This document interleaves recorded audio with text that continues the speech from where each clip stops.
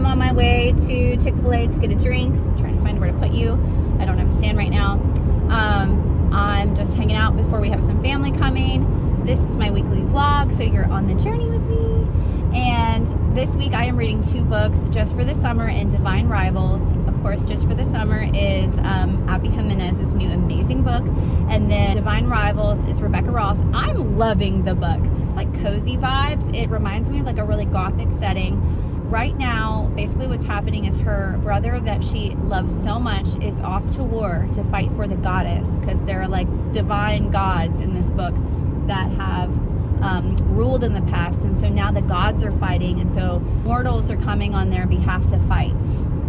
So it's like a really interesting plot.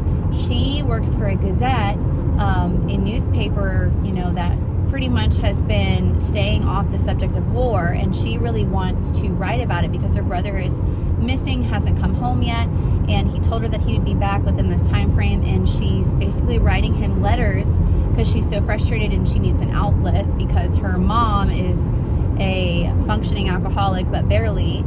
And so she begins to write her brother letters, and she's putting them into this cupboard or this wardrobe. And then little does she know that the letters are actually going into the wall because her building is enchanted. They're going through the wall underneath the door of her rival, which is a guy named Rowan. And he is her rival because they are both vying for the same position, which is columnist for this Gazette. That is like one of the most popular gazettes in their town. And so right now I'm loving it because they're just kind of like at work, huge rivals and enemies, but then he's getting to know her through these letters, but she doesn't know that he is receiving them. She doesn't know that her rival from work is receiving the heartfelt letters that she writes to who she believes would be her brother. So the story has some like magical realism aspects to it. Well, I guess you would just call it fantasy. It's fantasy. It's fantasy, but it's not like fantasy where it's like world building. It's kind of a fantasy in modern day times, and it's like a historical fantasy. But it's really good so far. I'm enjoying it, so I'll keep you guys up to date.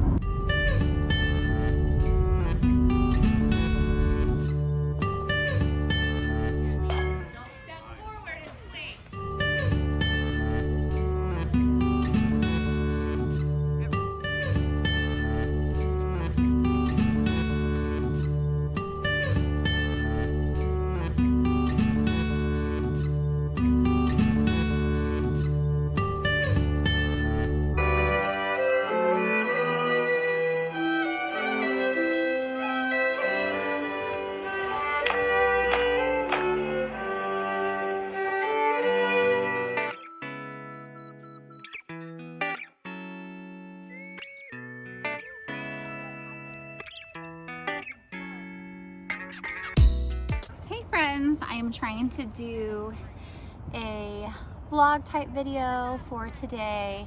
I have been here at the park with my kiddos. We had Chick-fil-A. They're playing in the creek right now, and I brought Just for the Summer with me, and I'm gonna read a little bit, and I am loving this book so far. What I love about Abby Jimenez is how she always addresses mental health issues from such a wise perspective, and she doesn't shy away from really hard topics. There are a lot of relationship topics in this book that are really hard and heavy hitting, but she gives you such a reprieve and like rest in between the really heavy subjects, and then she has some lighthearted funny things in here. I am in love with Justin, the main love interest in this book. He is so quirky and hilarious. There's just so much to love about him, and I can't spoil everything, but he does like a questionnaire before every date and an exit interview after every date, and it just gives me all the cute, adorable vibes. I love it so much. So I'm gonna get into this book and read a little bit more.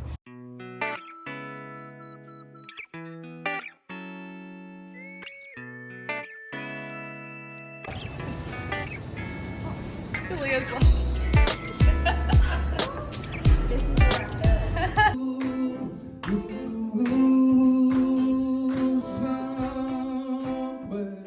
Ready, set, go.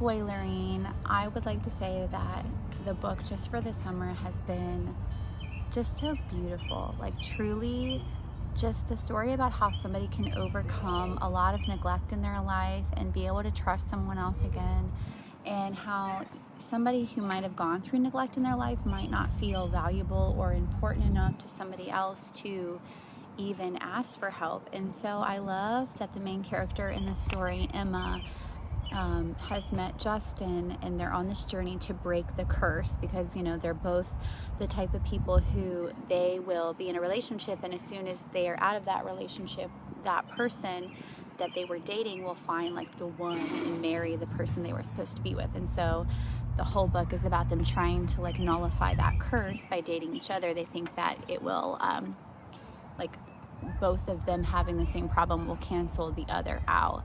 But what I've loved about this book is it's so much more than just that. It's almost like a rom-com mixed together with a really great contemporary romance with sprinklings of like literary fiction.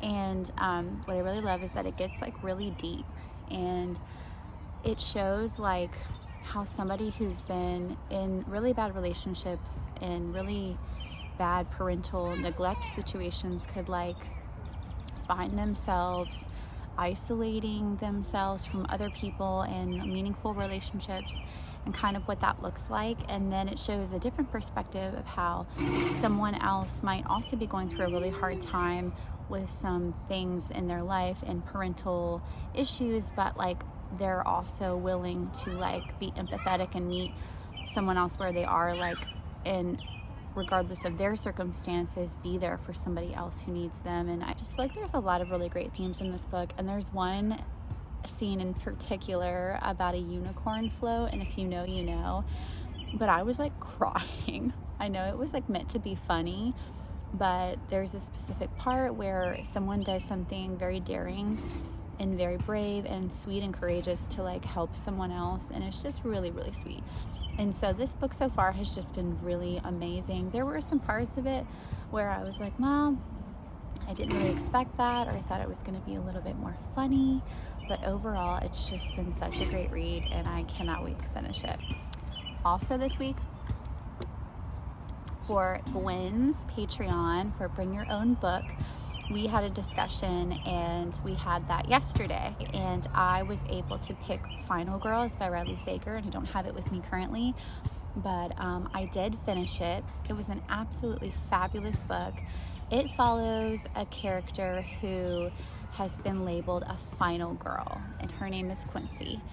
And what a final girl is any like person in a massacre or a really bad situation who is like the last woman standing, like specifically in horror films. It's like a horror term where, you know, there's a final girl, like after everyone else has been killed, there's like one girl left, and this girl's name is Quincy. And so she goes through this horrific situation with someone from her school, and it ends up being just like such a confusing part because she can't remember a lot of what happened that day, the day of the massacre, and she's the only one who was left and the only survivor. And so there's a lot of people who believe that she doesn't remember because they think that she has like repressed memories from PTSD, but then there's some people who believe she's purposefully saying she doesn't remember, and she actually does have pieces of the puzzle she's not sharing.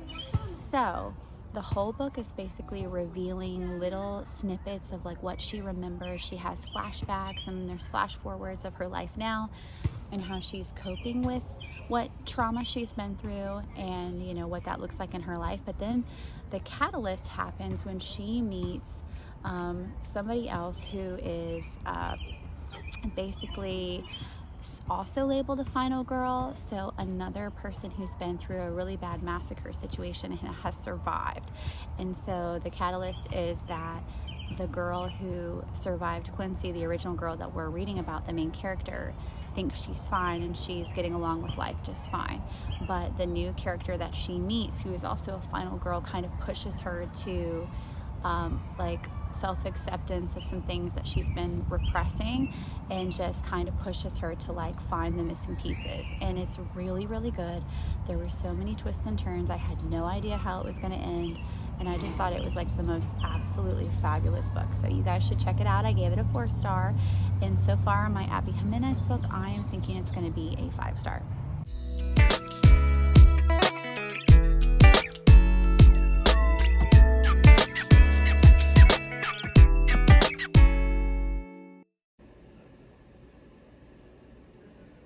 This is beautiful.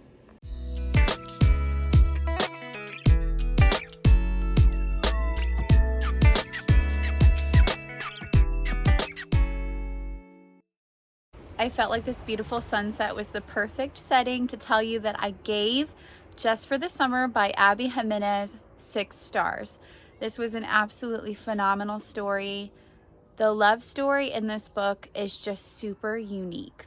If you know, you know, and it was just breathtaking, heartwarming, beautiful, and it wasn't shy to go dig deep into some really heavy topics, but it did it with such grace and understanding and empathy. Empathy is a really big theme in this book. Empathy for people who have gone through lots of different situations that you might not understand, and how what they have gone through might change the way they're able to connect with someone they're in a relationship with, and how it might hinder that. And so this book really hits home for a lot of people who have struggled with really hard home situations, or situations when they were growing up. If they didn't have good examples that were set for them. And so this book was just such a redeeming book, and such a representation for those people to know they're not alone. And I just love this book, and I think everybody should go out and get it. And this is the end of my weekly vlog, and I hope you guys had a great time.